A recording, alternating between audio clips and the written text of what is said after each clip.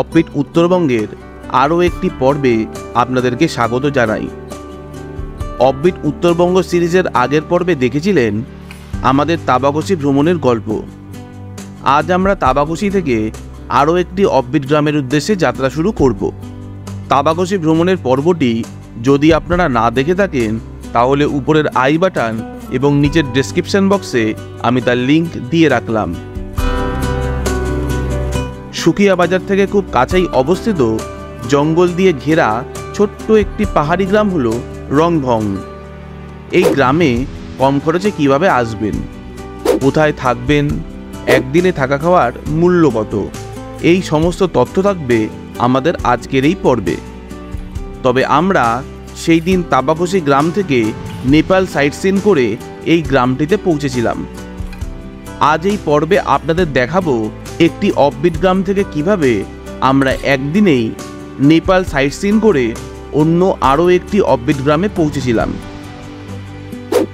কিভাবে আপনারা কম খরচে একদিনে নেপালে সাইট সিন করবেন, নেপালে ভ্রমণের পারমিট কিভাবে বানাবেন, পারমিট বানাতে কোন ডকুমেন্টস লাগে এবং নেপাল ভ্রমণে একটি অ্যাডভেঞ্চার অ্যাক্টিভিটি করার সময় যে সমস্ত অভিজ্ঞতার সম্মুখীন হয়েছিলাম আমি আপনাদের দেখাবো বলে চলে তো এসেছি। এবার কি করে নামবো আমি জানি না। আমি একটাই কথা বলবো, বাচ্চা বয়স্ক একদমই রেকমেন্ডেশন নয়। তাছাড়াও পরের দিন সকালবেলায় জঙ্গল ট্রেকিংয়ে বেরিয়ে যে রোমহর্ষক অভিজ্ঞতা হয়েছিল, মুরগির পালক জঙ্গল থেকে চিতা এসে এখানে এই মুরগি খেয়ে নিয়ে চলে গেছে। এই হচ্ছে নামার রাস্তা, দেখে নিন, যেখানে পা দিলেই কিন্তু স্লিপ কেটে একদম নিচে। সেই সমস্ত তথ্য আজ আপনাদের সামনে তুলে ধরব। ভিডিওটি যদি ভালো লাগে তাহলে লাইক, শেয়ার এবং সাবস্ক্রাইব করার অনুরোধ রইল। চলুন তাহলে শুরু করা যাক। নমস্কার, কেমন আছেন আপনারা? আশা করি ভালোই আছেন। বেঙ্গলি ট্রাভেলগ পরিবারের নতুন একটি পর্বে আপনাদেরকে স্বাগত জানাই। আজ আমরা আপনাদের এমন একটি অফবিট গ্রামের সন্ধান দেব যেটা কিন্তু সুখিয়াপকরি থেকে মাত্র 3.5 কিলোমিটার দূরে অবস্থিত। আপনারা যারা জঙ্গল পছন্দ করেন তাদেরকে কিন্তু এই গ্রামটিতে অতি অবশ্যই আসতে হবে। এই গ্রামটির নাম রংভং, আর এই গ্রামটির এত শান্ত নিরিবিলি যে আপনাদের কিন্তু মন ভালো হয়ে যাবে। তো আমরা আজকে সেখানেই যাত্রা শুরু করব। এমনিতেই অনেকটা দেরি হয়ে গেছে, তাহলে চলুন আর বেশি দেরি করব না। আমরা এখন দাঁড়িয়ে আছি গোপালধারা টি স্টেট যাওয়ার পথে, তো আমরা এগিয়ে যাই গোপালধারা টি স্টেটের দিকে, ওখানে গিয়ে বাকি কথা হচ্ছে। এবারে আসি রংভং গ্রামে আপনারা যাবেন কিভাবে। শিলিগুড়ি থেকে রংভং যাওয়ার প্রধানত দুটি রাস্তা আছে। প্রথমটি ভায়া রোহিণী, কার্শিয়ং এবং ঘুম হয়ে, এবং দ্বিতীয়টি ভায়া মিরিক, সীমানা হয়ে। শিলিগুড়ি থেকে রংভং গ্রামের দূরত্ব প্রায় 72 কিলোমিটার। সময় লাগে কম বেশি 3.5 থেকে 4 ঘন্টার মতন। শিলিগুড়ি থেকে রিজার্ভ গাড়িতে ভাড়া পড়ে 3,500 থেকে 4,000 টাকা। এছাড়া আপনারা যদি কম খরচে রংভং গ্রামে যেতে চান তাহলে আপনাদের শিলিগুড়ি বা দার্জিলিং মোড় থেকে শেয়ার গাড়ি করে প্রথমে যেতে হবে সুকিয়া বাজারে। শিলিগুড়ি থেকে শেয়ার গাড়িতে সুকিয়া পর্যন্ত যেতে আপনাদের খরচ পড়বে জনপ্রতি 300 টাকা করে। এই সুকিয়া থেকেই আপনাদের গাড়ি রিজার্ভ করতে হবে। সুকিয়া থেকে রংভং গ্রামের দূরত্ব প্রায় 8 কিলোমিটার। রাস্তা খারাপ হওয়ার দরুন সুকিয়া থেকে আপনাদের গাড়ি রিজার্ভ করতে খরচ পড়বে 800 টাকা। আমরা এখন রংভং যাওয়ার পথে এই গোপালধারা টি স্টেটের একটা জায়গাতে একটু দাঁড়িয়েছিলাম। জায়গাটা খুব সুন্দর, মেঘ বলতে পারেন পুরো চায়ের বাগানটাকে ঘিরে ধরছে, বেশ সুন্দর লাগছে। তো আপনারা জানেন যে আমরা এখন রংভংয়ের দিকে এগিয়ে যাচ্ছি। যাওয়ার পথে কিন্তু কিছু সাইট সিন করব। তো চলুন গোপালধারা টি স্টেটের যেখানে সবাই যায় যে জায়গাটিতে, সেখানে যাই, সেখানে গিয়ে আপনাদের সাথে আবার আমাদের কথা হচ্ছে। আমরা এখন দাঁড়িয়ে আছি গোপালধারা টি স্টেটের মধ্যে। গোপালধারা টি স্টেট কিন্তু পশ্চিমবঙ্গের দার্জিলিং জেলায় মিরিক মহকুমার একটি বিখ্যাত চা বাগান। এই টি স্টেটটির উচ্চতা কিন্তু 5,500 ফিট। 1881 সালে এটি সর্বপ্রথম শুরু হয়। গোপাল নামে এক ব্যক্তির মালিকানাধীন ধানের জমিতে সর্বপ্রথম এই চা বাগানটি গড়ে ওঠে। এটি কিন্তু একটি ছোট্ট জনপদ। গোপালধারা চা বাগানের চা সুগন্ধ এবং স্বাদের দিক থেকে কিন্তু অতুলনীয়, এবং এটির কিন্তু পৃথিবী জুড়ে নাম আছে। তো এখানে কিন্তু এই যে জনপদটি আছে, এখানে কিন্তু আগে শুধুমাত্র চা বাগানের শ্রমিকরাই বসবাস করতেন, কিন্তু এখানের প্রাকৃতিক সৌন্দর্য এবং মনোরম আবহাওয়ার জন্য কিন্তু এখানে বিভিন্ন হোমস্টে গড়ে উঠেছে, এবং এখানে এসে কিন্তু এখন অনেক মানুষ থাকেনও। তো জায়গাটা বেশ সুন্দর, চারিদিকটা শুধু চা বাগান আর চা বাগান। এই দেখুন আমার এই চারিপাশটা জুড়ে চা বাগান। গোপালধারা যে চায়ের বাগান আছে এর ঠিক বাইরে কিন্তু আপনারা থাকার জায়গা এবং কিছু টুকটাক খাওয়ার জায়গা পেয়ে যাবেন। এখানে একদম রাস্তার উপরেই প্রচুর ছোট ছোট খাবারের দোকান আছে, যেখান থেকে কিন্তু আপনারা টুকটাক কিছু খাবার দাবার খেয়ে নিতে পারেন। এছাড়া এইখানে কিন্তু চায়ের যে পাতা, যে গোপালধারা যে চায়ের বাগান সেখানকার যে চায়ের পাতা সেগুলো কিন্তু এখানে বিক্রি হয়। তো আপনারা কিন্তু সেগুলো এখান থেকে কিনতে পারেন। এখানে অনেক জায়গা আছে। আমাদের এখনের গন্তব্য গুফা পাতাল ভিউ পয়েন্ট। গোপালধারা থেকে গুফা পাতাল ভিউ পয়েন্টের দূরত্ব প্রায় 5 কিলোমিটার। ঘড়িতে সময় এখন বাজে 11:20 আর আমরা এসেছি গুফা পাতাল যে ভিউ পয়েন্ট আছে সেটাতে। এটা কিন্তু নেপালের মধ্যে পড়ে আর এটা হচ্ছে এন্ট্রি পয়েন্ট। এখান থেকে 20 টাকা জনপ্রতি আপনারা টিকিটের মূল্য দিয়ে এই সামনে আছে একটা ভিউ পয়েন্ট আছে, এখানে যেতে পারেন। এখান থেকে হেঁটে এই সামনে এখানটা ভিউ পয়েন্ট মতো করা আছে, সেখানে আমরা যাব। আর আমরা কিন্তু এখন দাঁড়িয়ে আছি নেপালের মধ্যেই। আর নেপাল আর ভারতের যে সীমানা যেটা, সেটা আমি দেখাচ্ছি কোনটা সীমানা। চলুন উপর দিকে উঠে যাই। আমরা এখন দাঁড়িয়ে আছি যে ভিউ পয়েন্টটা রয়েছে গুফা পাতাল ভিউ পয়েন্ট, সেখানে যদি দেখেন এখান থেকে কিন্তু 360 একটা ভিউ পাওয়া যায়। আর এখন এই যে পার্কটা রয়েছে বা এই যে ভিউ পয়েন্টটা রয়েছে এখন কিন্তু পুরোপুরি ফাঁকা। আমরা 4 জনই রয়েছি। এখান থেকে যে দৃশ্যটা আমরা দেখলাম সত্যি কথা বলতে সেটা অনবদ্য। তবে এখান থেকে কিন্তু নেপালের ইলাম জেলাটা খুব পরিষ্কারভাবে দেখা যায়। এছাড়া আপনারা এখান থেকে কিন্তু সান্দাকফুও দেখতে পারেন। তবে আপনারা আশা করি দেখতেই পাচ্ছেন আজকে চারিদিকে মেঘ ভেসে বেড়াচ্ছে, ভালো করে কিছু দেখা যাচ্ছে না। আপনারা এখানে এসে ঘন্টার পর ঘন্টা কাটিয়ে দিলেও কিন্তু এক মুহূর্তের জন্য আপনারা ক্লান্তি ভাব অনুভব করবেন না। আপনারা আসুন, এসে একবার এই সৌন্দর্যটাকে উপভোগ করে যান। আমরা এখন দাঁড়িয়ে রয়েছি ভারত এবং নেপাল যে বর্ডার আছে, ইন্টারন্যাশনাল বর্ডার, সেই বর্ডারের উপরে। এটাই হচ্ছে এই যে রাস্তার উপর দিয়ে আমি দাঁড়িয়ে আছি, এই রাস্তাটাই কিন্তু বর্ডার। এই রাস্তার আমার ডান দিকে যেটা পড়ছে সেটাই আমাদের ভারতবর্ষ এবং এই বাঁ দিকে পড়ছে নেপাল। আমরা কিন্তু নেপালে গিয়েছিলাম, এমন একটা প্রতিবেশী রাষ্ট্র যেখানে কিন্তু কোনো রকম ভিসা লাগে না, পাসপোর্ট লাগে না। আপনারা আসুন, ঘুরে দেখুন। আর এই জায়গাটা খুব সুন্দর। যেখানে গাড়ি দাঁড়িয়েছে সেখানে টুকটাক কিছু খাবারের দোকান আপনারা পেয়ে যাবেন। এছাড়া এখানে কিন্তু হোমস্টেও রয়েছে। আর এখান থেকে বেশি দূর না, 2 থেকে 3 মিনিট হাঁটা পথে কিন্তু আপনারা উপরে চলে যেতে পারবেন। আর হাঁটা পথটা এতটা উঁচু নয়। তাহলে চলুন, আর সময় নষ্ট করব না, এর পরের গন্তব্যে আমরা বেরিয়ে পড়ি। ঘড়িতে সময় এখন 12:20 আর আমি দাঁড়িয়ে আছি এখন পশুপতি ফটকে। এই পশুপতি ফটক থেকে কিন্তু আপনাদেরকে নেপালে প্রবেশ করতে হবে। নেপালের কিন্তু কিছু সাইট সিন হয়, সেই সাইট সিন করার জন্য এই যে দেখতে পাচ্ছেন এই পেছনে যে এই যে গাড়ি স্ট্যান্ড, এখান থেকে কিন্তু আপনারা গাড়ি পেয়ে যাবেন। এখানে কি রকমের রেট আছে সেই রেট কিন্তু আমি এখানে দিয়ে রাখলাম, আপনারা দেখে নিতে পারেন। আপনারা এখান থেকে গাড়ি নিতে পারেন। আমাদের এখান থেকে ভানসার করতে হবে। ভানসার মানে হচ্ছে আমরা যে এখানে ঢুকছি তার জন্য পারমিট করতে হয়, সেই পারমিট করতে হবে। সেই পারমিটের জন্য কত কি লাগবে না লাগবে সেগুলো ড্রাইভারের সাথে যখন কথা বলবো তখন ড্রাইভার আপনাদেরকে ভালো করে বলে দেবে। আর আপনারা যদি এখান থেকে লোকাল গাড়ি নেন তাহলে কিন্তু কোনো রকম ভানসার করতে লাগবে না গাড়ির বাবদ, আপনারা সোজাসুজিভাবে ঢুকে যেতে পারবেন। নেপালে প্রবেশ করতে গেলে কি লাগে আগে প্রথমে সেটা আপনাদেরকে ভালো করে বলে দিই। নেপালে যখন প্রবেশ করবেন তখন আপনাদের অরিজিনাল আধার কার্ড লাগবে।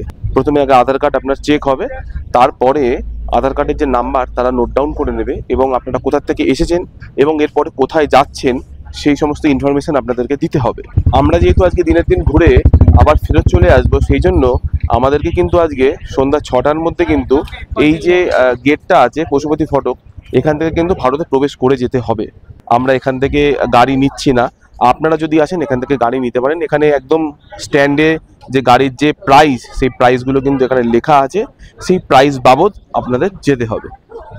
পশুপতি ফটক থেকে এন্ট্রি নেওয়ার পরে পশুপতি ফটকে প্রথমে আপনাদের সমস্ত ডকুমেন্টসগুলো দেখাতে হবে, আর ড্রাইভার দাদা তার নিজের আরসি এবং ড্রাইভিং লাইসেন্স দেখাবে।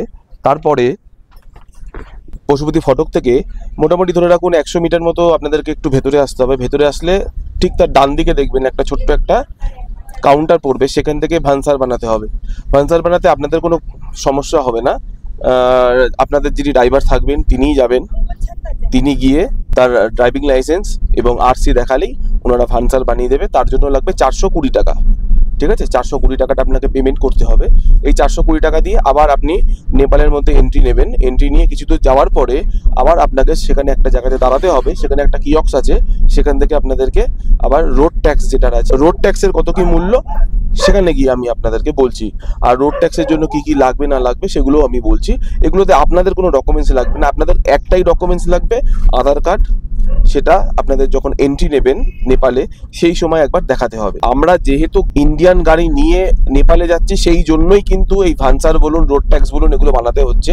আপনারা যদি নেপাল ফটকে এসে আপনারা যদি নেপালের গাড়ি নিয়ে তারপর যদি ঘোরেন, তাহলে কিন্তু এই সমস্ত কিছুর কোনো সমস্যা নেই। আশা করি আপনাদের বোঝাতে পেরেছি। যদি এরপরেও কোনো রকম কোনো সমস্যা থাকে কমেন্ট সেকশনে জানাবেন, আমি নিশ্চয়ই সমস্ত প্রশ্নের উত্তর দেওয়ার চেষ্টা করব।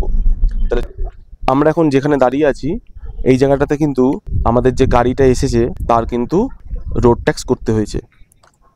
এই যে আমার পেছনে যেটা দেখতে পাচ্ছেন, এখান থেকে মোটামুটি 200-300 মিটার দূর পশুপতি যে বাজারটা আছে, সেটা পশুপতি বাজার অতিক্রম করার পরেই কিন্তু এই যে এখানে দেখুন একটা কিয়ক্স রয়েছে।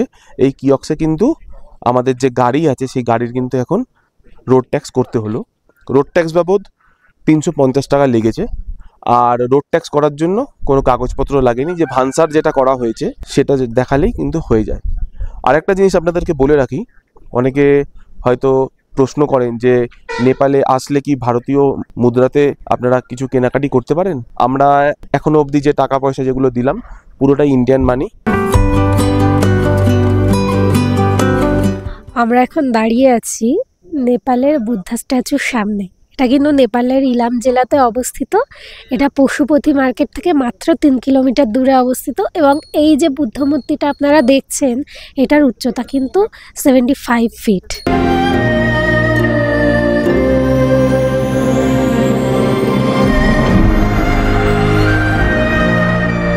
এটা যেহেতু হাই অ্যালটিটিউডে অবস্থিত, সেই জন্য আপনারা কিন্তু সঙ্গে করে অবশ্যই জল নিয়ে আসবেন। কারণ আমার নিজেরই কিন্তু কথা বলতে গিয়ে কথা জড়িয়ে যাচ্ছে এবং আমার কিন্তু রীতিমতো গলা শুকিয়ে আসছে। এখানে এলে কিন্তু আপনারা অবশ্যই মোটা পোশাক পরে আসবেন, ভালোভাবে সোয়েটার পরে তারপরে আসবেন, কারণ এখানে কিন্তু বেশ ঠান্ডা। আমরা এখন রয়েছি ইলাম জেলার যে বুদ্ধ পার্কটি রয়েছে সেখানে, আর আমি এখন হাঁটছি এই বুদ্ধ পার্ক থেকে পাশের যে চায়ের বাগানটা রয়েছে তাতে যাওয়ার জন্য একটা লোহার ব্রিজ আছে, সেই ব্রিজের উপর দিয়ে। জায়গাটা বলতে গেলে খুব সুন্দর, আপনারা যদি আসেন একটু সময় হাতে নিয়ে আসবেন। আর এখান থেকে কিন্তু বলতে পারেন 360 ভিউ পাবেন। আর এই যে পেছন দিক দিয়ে ডান দিক দিয়ে যে রাস্তাটা চলে যাচ্ছে ব্রিজের উপর দিয়ে, সেখান থেকে কিন্তু আপনারা সিঁড়ি বরাবর যদি উপর দিকে উঠে যান তাহলে একটা ভিউ পয়েন্ট মতো আছে, সেখান থেকেও কিন্তু খুব ভালো ভিউ পাওয়া যায়। কিন্তু আজকে চারিদিকটা দেখে বুঝতেই পারছেন মেঘ হয়ে রয়েছে, কিছুই তেমনভাবে দেখা যাচ্ছে না। তো আমরা এখন এখান থেকে বেরিয়ে যাব।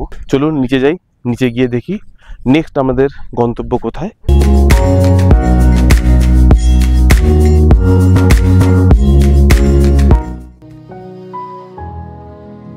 কান্যাম হলো নেপালের ইলাম জেলায় অবস্থিত একটি শহর এবং পর্যটন কেন্দ্র। এটি পূর্ব নেপালে অবস্থিত। অসাধারণ প্রাকৃতিক সৌন্দর্যের কারণে কান্যামকে পূর্ব নেপালের রানী বলা হয়। প্রতি বছর এখানে প্রচুর পর্যটকের সমাগম হয়। হানিমুন কাপেলদের কাছে এই জায়গাটি খুব জনপ্রিয়। কান্যামের চা বাগান, যা একটি বিশাল অঞ্চল জুড়ে বিস্তৃত। এই বাগানের চা স্বাদে এবং গন্ধে অতুলনীয়। আমরা এখন দাঁড়িয়ে আছি আই লাভ কান্যামের এখানে। এইটা কিন্তু বলতে পারেন একটা ফটো তোলার একটা জায়গা। তো এই জায়গাতে এসে সবাই কিন্তু ফটো তোলে। আর এখান থেকে কিন্তু এই যে চারিদিকে যে চায়ের বাগানের কিন্তু খুব সুন্দর একটা মনোরম দৃশ্য দেখা যায়। আর এর নিচে কিন্তু প্রচুর হোমস্টে আছে, তো সেই হোমস্টেতে কিন্তু অনেকে কান্নামে আসলে এই জায়গাটাতে থাকেও। আমরা এখন এসেছি স্কাই ওয়াকে, নেপালের স্কাই ওয়াক। এই যে পেছনে যে টিকিট কাউন্টারটা দেখলেন, এখান থেকে টিকিট কাটতে হয়।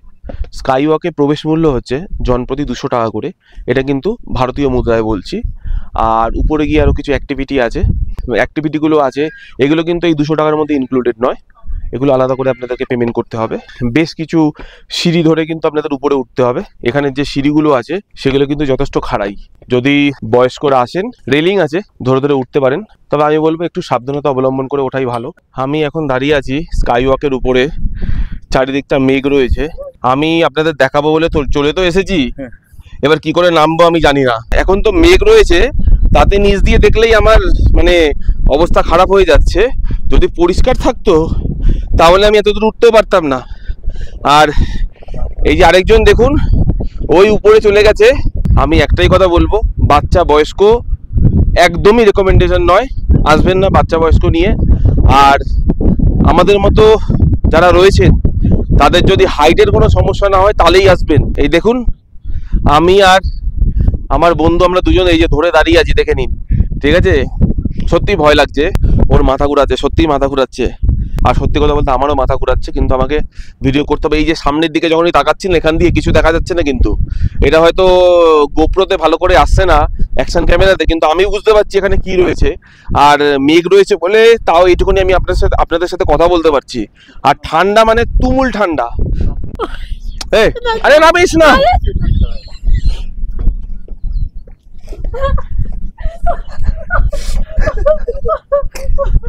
ওর অবস্থা দেখুন, আমি তো ভিডিও করছি, আমাকে এইভাবেই নামতে হবে, এইটুকুনি আমি জানি, আমাকে এইভাবে নামতে হবে। দেখুন ওর অবস্থা, এই যে দেখুন সবাই নিচে চলে গেছে, এখন আমাকে একা একা আসতে হবে। এই যে রাস্তা, ঠিক আছে?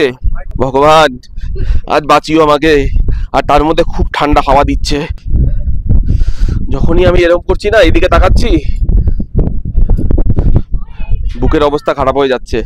এরপর রিয়া এবং আমার বন্ধু বিশ্বজিৎ, এরা দুজন মিলে একটি অ্যাডভেঞ্চার অ্যাক্টিভিটি করেছিল, যার নাম ছিল ঝুলা। বাংলা ভাষায় দোলনা রয়েছে, যে দোলনাটা চড়লে যখন তখন হার্ট অ্যাটাক হয়ে যেতে পারে। এই দেখুন কোন দিকে বসিয়েছে, এ বেঁধে দেবে তো দাদা, বেঁধে इसको बांध दीजिए दादा, मेरा एक ही बीवी है, इसको बांध दीजिए। এরে বাবা, এরা চড়ছে, আমার তো নিজের ভয় লাগছে।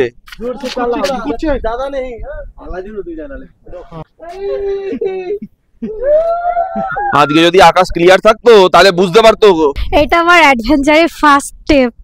এরপরে আস্তে আস্তে আরো যা যা অ্যাডভেঞ্চারের জন্য যা যা রাইড আছে এখানে না, মানে এর পরবর্তীকালে যখন ঘুরতে যাব তখন বাকিগুলোও ট্রাই করব। আমার খুব ভালো লাগে। আর এটাতে উঠে আমি ভীষণ মজা পেয়েছি। একটু একটু ভয় তো লাগছিল, একদমই ভয় লাগছে না বলবো না, ভয় লাগছিল, বাট খুব ভালো লেগেছে। আমরা এখন রয়েছি নেপালের মধ্যে পশুপতি যে মার্কেট আছে সেখানে। এখন ঘড়িতে বাজে বিকেল 4:10। একদম অন্ধকার হয়ে গেছে, মেঘও রয়েছে প্রচুর পরিমাণ, আর ঠান্ডাটাও যথেষ্ট ঠান্ডা আজকে। তো এখানে ওই দু একটা কেনাকাটি করার জন্য দাঁড়িয়েছি, দেখি কিরকম কি প্রাইস বলে। মার্কেটটা কিন্তু বেশ বড় মার্কেট, এখানে কিন্তু অনেক কম দামে জিনিসপত্র পাবেন। তবে একটা জিনিস আমি বললাম, দরদাম করার দক্ষতা আপনাকে অতি অবশ্যই থাকতে হবে, তাহলেই কিন্তু সম্ভব। আমরা এখন দাঁড়িয়ে আছি নেপালে পশুপতি মার্কেটে। তো নেপালে এসছি, কিছু একটা না কিনলে তো হয় না। তো এই ব্যাগটা নিলাম। এই ব্যাগটার দাম বলছিল 480 টাকা, 300 টাকাতে কিনেছি বার্গেনিং করে। জানি না আরো কমাতো কিনা। এরপর আমরা পশুপতি ফটক হয়ে পুনরায় ভারতে প্রবেশ করলাম। আমাদের এখনের গন্তব্য সুখিয়া বাজার। পশুপতি ফটক থেকে সুখিয়ার দূরত্ব প্রায় 11 কিলোমিটার। আজ আমরা যে গাড়িটি রিজার্ভ করেছিলাম সেই গাড়িটি নেপাল সাইট সিন করে সুখিয়াতে আমাদের ড্রপ করেছিল। এর জন্য আমাদের খরচ পড়েছিল 3800 টাকা। গাড়ি চালকের ফোন নাম্বার আমি নিচের ডেসক্রিপশন বক্সে দিয়ে রাখলাম, আপনারা চাইলে যোগাযোগ করে নিতে পারেন। ঘড়িতে সময় এখন সন্ধ্যা 5:25। যেহেতু শীতকাল অবভিয়াসলি সন্ধ্যা হয়ে গেছে, তা আমরা এখন দাঁড়িয়ে আছি সুকিয়া বাজারের মধ্যে। আর আমরা আজকে যেখানে যাব সেখান থেকে কিন্তু আজকে আমাদের গাড়ি চলে এসেছে। আমাদের যিনি হোমস্টে আছেন, যিনি ওনার, তিনি এসেছেন আজকে আমাদের পিক আপ করতে। তো এই যে এখানে গাড়ি দাঁড়িয়ে আছে, ঠিক আছে, আমরা এখন উঠবো, উঠে আমরা সেখানে যাব। ঘড়িতে সময় এখন বিকেল 5:30। আর আমরা এই গাড়িতে উঠলাম। গাড়িতে উঠে আমরা এখন যাচ্ছি রংভং যে গ্রাম আছে সেই গ্রামের দিকে। গ্রামটা কিন্তু একটু অফ রোডের মধ্যে দিয়ে। আপনারা যদি এই গ্রামে আসেন, সুকিয়া বাজার আছে, এখান থেকে কিন্তু আপনাদের রিজার্ভ গাড়ি নিতে হবে। সব থেকে ভালো হয় আপনারা হোমস্টেতে ফোন করে দেবেন, হোমস্টে থেকে আপনাদেরকে গাড়ি প্রোভাইড করে দেওয়া হবে। তো আমরা এখন বেরালাম। মোটামুটি আমাদের এখান থেকে যেহেতু অফ রোড সেই জন্য একটু সময় লাগবে, তা না হলে বেশিক্ষণ সময় লাগার কথা নয়। মোটামুটি 15 থেকে 20 মিনিট।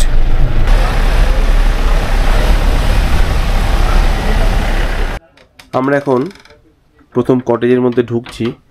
কটেজে ঢুকেই দেখুন এখানে একটা ডবল বেড আছে আর এখানে একটা সিঙ্গেল বেড আছে। আর এই পুরো কটেজটা কিন্তু কাঠের এবং একটা বলতে পারেন কোজি ফিলিংস আছে এর মধ্যে। আর এইখানটা দেখুন একটা ওয়ার্ড্রপ দিয়েছে, এখানে একটা ডাস্টবিন আছে, আর এখানে জামা কাপড় ঝোলাতে পারবেন। আর এখানে একটা টেবিল দিয়েছে, গ্লাস যা দেয় নর্মাল সেরকম দিয়েছে। আর এটা হচ্ছে ওয়াশরুম। ওয়াশরুমে দেখুন ঢুকেই প্রথমে একটা বড় আয়না রয়েছে, এখানে একটা বেসিন রয়েছে, আর কোমোড, বালতি, মগ আর গিজার রয়েছে। ওয়াশরুমটা একদম হোটেলের মতো, দেখে নিন। আর রুমটা যদি বলেন পুরোটা কাঠের, এখানে কাচের জানালা রয়েছে, আর এখানে একটা সাইড টেবিল দিয়েছে। ঘড়িতে সময় এখন সন্ধ্যা 7টা। আর আমাদের এই যে চা এবং পকোড়া দিয়ে গেল। আমরা এর আগেও দুটো হোমস্টেতে থেকে এসেছি। দুটো হোমস্টে যেরকম ছিল তার থেকে এটা অনেক অনেক গুণ বেটার। আর কি বলবো, মানে এই হোমস্টে সম্বন্ধে, মানে পরিষ্কার পরিচ্ছন্ন এবং বাথরুম তো এরকম মনে হয় আমরা শুধু হোটেলে যদি থাকি তখন দেখা যায়। আর যে আজকে অসুস্থ হয়ে গেছিল তার আজকে এক্সপিরিয়েন্স নি, বল। দারুণ। এখানে এসে এই প্রথম তো হচ্ছে এই আলুর চপ, আর খিদেও পেয়েছিল খুব। এসে পরে আলুর চপ খাওয়াতে একদম অমৃত লাগলো খেতে। আর এই হোমস্টের ব্যাপারে তো বললোই যে খুবই ভালো।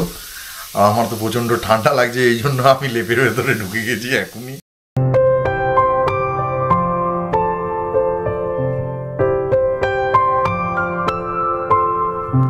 আমরা চা খেয়ে জাস্ট উঠলাম, তো এত ঠান্ডা সেই জন্য আমাদের এখানে বনফায়ারের আয়োজন করা হয়েছে। আজ এই হোমস্টেতে আমরা 4 জনই আছি। তো এই নিরিবিলি নির্জন জায়গাতে একদম দেখুন খোলা আকাশের নিচে আমরা 4 জন বসে আছি। বেশ সুন্দর লাগছে। একটু বসে একটু বন্ধু বান্ধবের সাথে একটু গল্পগুজব করি। রাতের 9:00 বেজেছিল। গরম রুটি, বিনসের তরকারি এবং চিকেন কারি। এই হোমস্টের খাবারের স্বাদ খুবই সুস্বাদু ছিল। মাংসটা তো অসাধারণ হয়েছে, যতদূর মনে হচ্ছে দেশি মুরগি। খালি একটাই অভাব, সেটা হচ্ছে কাঁচা পেঁয়াজ দেয়নি আর কাঁচা লঙ্কা দেয়নি। বাকি শিমের তরকারিটাও খুবই সুন্দর হয়েছে।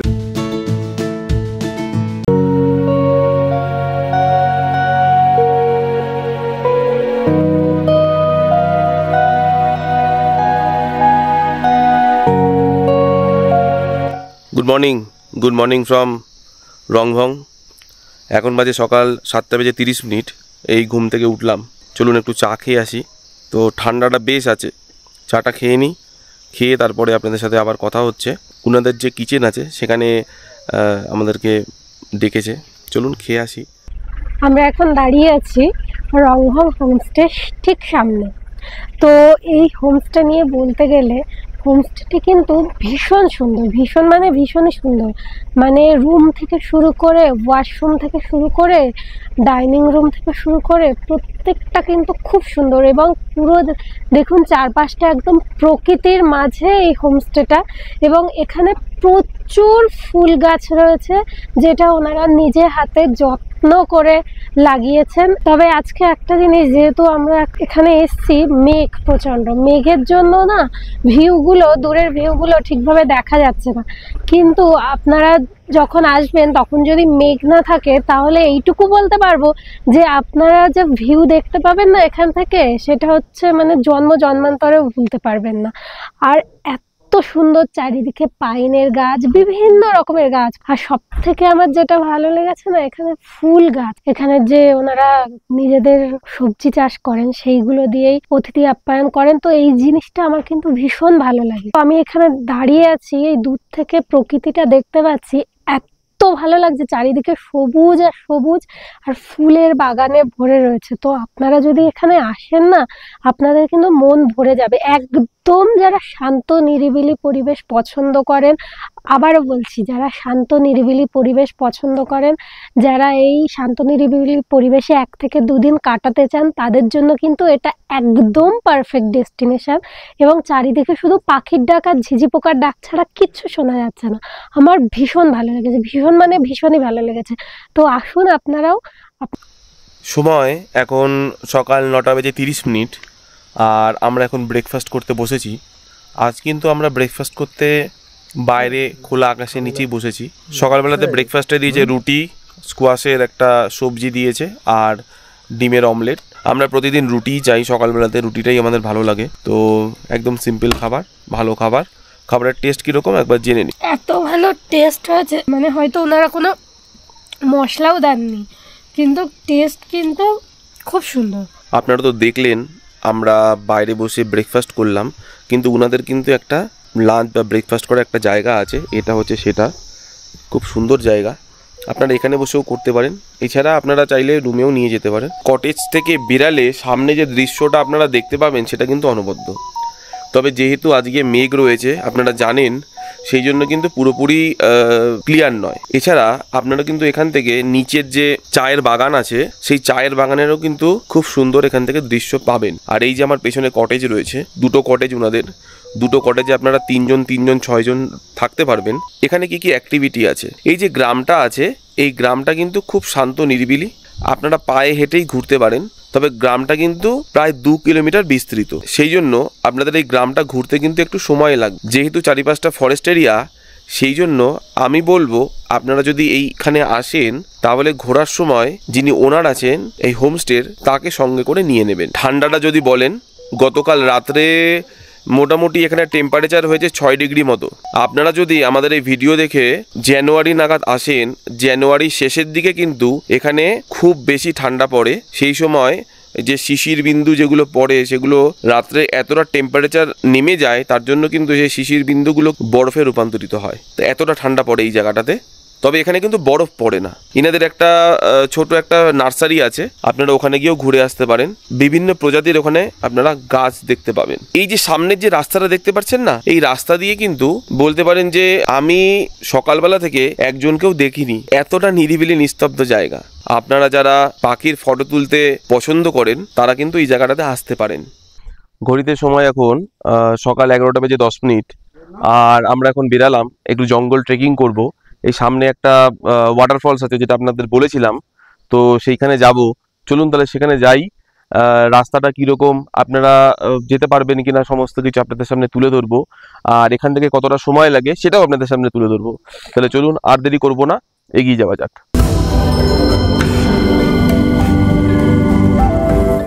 অনেকটা কিন্তু নিচের দিকে নামতে হবে, যে স্টিপ রাস্তা আছে, অনেকটা, বেশ অনেকটা স্টিপ রাস্তা আছে, ঠিক আছে। আর সাইডটা কিরকম সেটা আমি বলে দিচ্ছি। এই দেখুন, এই হচ্ছে রাস্তা দিয়ে যে ওরা আসছে, দেখে নিয়েছেন, সাইডে কিন্তু খাই রয়েছে, আর এটা পুরো জঙ্গলের মধ্যে। সেই জন্য আমি বলবো যে বয়স্ক যদি আছেন তাহলে আসবেন না, বাচ্চা নিয়ে আসারও দরকার নেই। মুরগির পালক জঙ্গল থেকে চিতা এসে এখানে এই মুরগি খেয়ে নিয়ে চলে গেছে।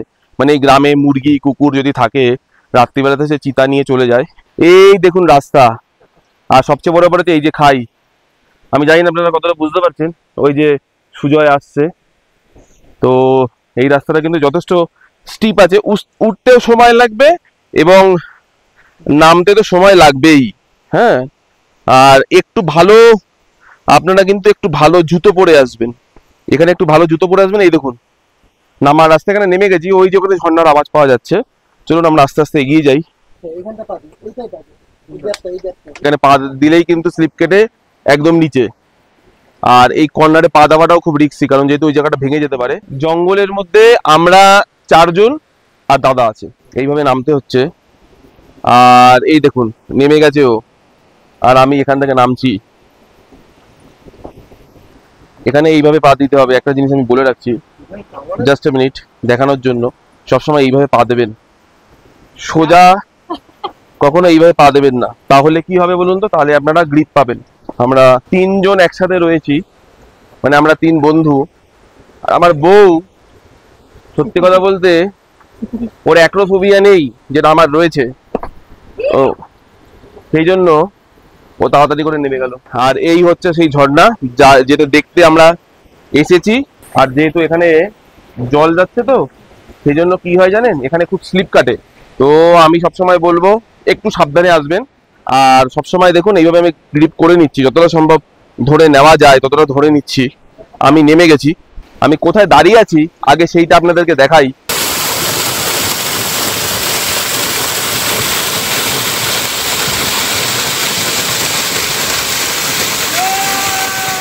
এইগুলো কিন্তু খুব স্লিপারি হয়, দেখুন আমি কোথায় দাঁড়িয়ে আছি, এই যে এগুলো কিন্তু খুব স্লিপারি হয়। আর এই যে বন্ধুরা আমার নেমে আসছে, আমরা এই রাস্তা বরাবর এই দিক দিয়ে উপরে উঠে গেছিলাম। ওই উপরে হচ্ছে আমাদের হোমস্টে, এখান থেকে এই রাস্তা বরাবর আমরা নেমে এখানে এসেছি। আর এই হচ্ছে সেই ঝর্ণা। এখানটাতে যা কিছু ফটো তুললাম, আর একদম ঝর্ণার নিচ থেকে যে ফুটেজগুলো আপনারা দেখতে পারলেন, সেখানে কিন্তু আমরা যাইনি, সেখানে এই দাদা ভাইয়া গিয়েছিল। আমরা এখন এই যে ঝর্ণাটা আছে, ঝর্ণাটার সামনেই আছি। এখানে এখন সবাই ফটো কিছু তুলছে। সত্যি কথা বলতে জঙ্গলের মধ্যে এই যে ঝর্ণাটা, আশা করি আপনারা আওয়াজ পাচ্ছেন, এত সুন্দর, বলতে পারেন লোক আসেই না। যদি এই হোমস্টেতে কেউ আসেন এবং রিকোয়েস্ট করেন এই ভাইয়াকে, তাহলে তাদেরকেই নিয়ে আসেন। আর যেরকম বললাম যে রাস্তা কিন্তু খুবই খারাপ, রাস্তা নেই, সত্যি কথা বলতে রাস্তা একদমই নেই। আমি বলবো কারোর যদি হার্টের সমস্যা হয় তাদের আসার দরকার নেই, বাচ্চা বয়স্ক একদমই আসবেন না। আমার হাইটের সমস্যা আছে, কিন্তু ভিডিও বানাতে হবে, তাই জন্য আমি এসেছি। আমি নেমেছি, এবার ওঠার সময় আরো সমস্যা হবে, যাই হোক উঠতে হবে। আর যদি বলেন ঝর্ণাটা খুব বেশি যে বড় এরকম নয়, কিন্তু খুবই সুন্দর, একদম জঙ্গলের মধ্যে, চারিদিকে পাইনের গাছ রয়েছে। আমি বলবো আপনারা যদি আসেন তাহলে এখানে অতি অবশ্যই আসবেন। এই যে দেখে নিন, এই যে এরা সবাই ফটো সেশন করছে। আর এই ভাইয়া না থাকলে কিন্তু এখানে আমরা আসতে পারতাম না, এই ভাইয়াই কিন্তু সমস্ত কিছু আমাদেরকে দেখিয়ে দিচ্ছে। আপনারা যদি রংভঙ্গে আসেন তাহলে এই ভাইয়ার এখানে আসবেন, এবং এই ভাইয়া সুন্দর করে আপনাদেরকে ঘুরিয়ে দেবে। এরপর আমরা রওনা দিয়েছিলাম সুকিয়ার উদ্দেশ্যে। তবে সুকিয়া যাওয়ার পূর্বে আমরা গিয়েছিলাম পাইন ফরেস্টে। আমরা এখন দাঁড়িয়ে আছি ঘন পাইনের জঙ্গলের মধ্যে। তো এই পাইন ফরেস্টের মধ্যে মেঘগুলো ভেসে বেড়াচ্ছে, এতটা অপরূপ লাগছে। আমি জানি না ক্যামেরাতে কতটা আসবে বা কি, খালি চোখে না দেখলে এটা বিশ্বাসযোগ্য নয়। মানে আপনারা যারা পাহাড়ে এসছেন অবশ্যই তো দেখেছেনই পাইন ফরেস্ট, আপনারাও নিশ্চয়ই জানেন যে কতটা অপরূপ সুন্দর লাগে। তো আমরা দাঁড়িয়ে আছি, আমার ভীষণ ভালো লাগছে। এই দেখুন ক্যামেরাটা হাতে নিয়ে দাঁড়িয়ে আছি ছবি তুলবো বলে। আর পুরো চারিদিকটা অন্ধকার মতন লাগছে, স্যাঁতস্যাঁতে একটা ওয়েদার, খুব ভালো লাগছে।